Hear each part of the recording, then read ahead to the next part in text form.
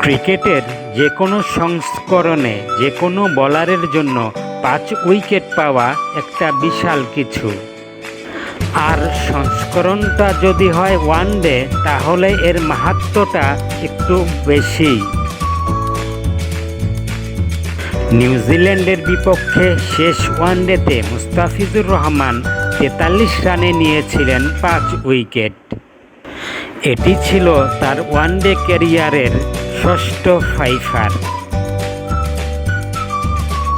120 ওয়ানডের ক্যারিয়ারে মুস্তাফিজ উইকেট পেয়েছেন 187টি। One day cricket ইতিহাসে সর্বোচ্চ ফাইফার পাওয়া আর মাত্র 7 জন আছেন মুস্তাফিজের সামনে।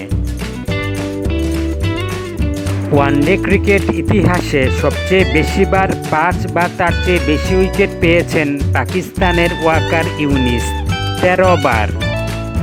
262 ম্যাচের ক্যারিয়ারে ওয়াকার নিয়েছেন 416 wicket. Sri Lankan legend Muttiah Muralitharan one day ক্রিকেটে ফাইফার পেয়েছেন 10 বার। 350 ম্যাচের ক্যারিয়ারে তিনি তুলে নিয়েছেন 534 উইকেট।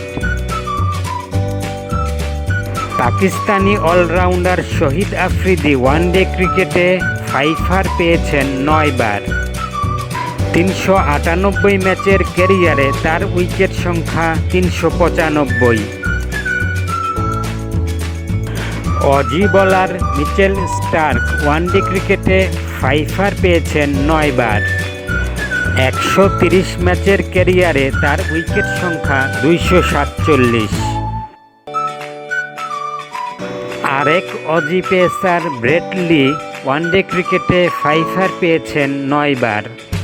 221 ওয়ানডের ক্যারিয়ারে তার মোট উইকেট সংখ্যা 380। শ্রীলঙ্কান পেসার লাসিথ মালিঙ্গা ওয়ানডে ক্রিকেটে ফাইফার পেয়েছেন 8 বার।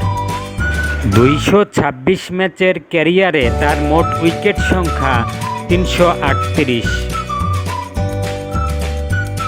Aussie pacer Glenn McGrath one day ক্রিকেটে ফাইফার পেয়েছেন 7 বার। 250 ম্যাচের ক্যারিয়ারে তার মোট উইকেট সংখ্যা 381।